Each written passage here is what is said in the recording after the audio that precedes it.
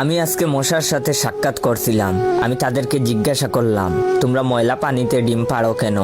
মশা বলল, কারণ ভালো পানিতে ডিম পারলে মানুষ সিদ্ধ করে খেয়ে নিতে পারে।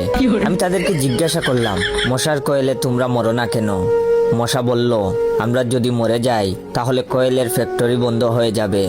আমি আবারও তাদেরকে প্রশ্ন করলাম, তোমরা মানুষের কানের কাছে এসে জ্ঞান জ্ঞান করো কেন?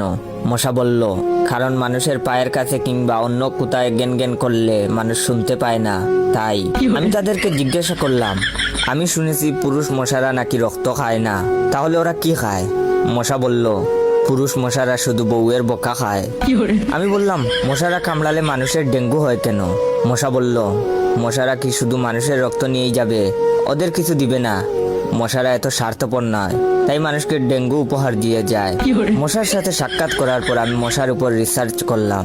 মশা অনেক ধরনের হয়, যেমন পড়তে বসলে যে মশায় কামড়ায় তারা হলো অশিক্ষিত মশা, খেতে বসলে যে মশা কামড়ায় তারা হলো ক্ষুধার্ত মশা, ঘুমানোর পর যে মশা কামড়ায় তারা হলো কাপুরুষ, জেগে থাকা অবস্থায় যে মশা কামড়ায় তারা সাহসী, মশারির মধ্যে যে মশা কামড়ায় তারা হলো অতিরিক্ত শেষরা, মাঝরাতে যে মশা কামড়ায় তারা হলো সিঙ্গেল, টয়লেটে যে মশা কামড়ায় তারা হলো নির্লজ্জ, দিনের বেলা যে মশা কামড়ায় তারা একটা ছোট লোক।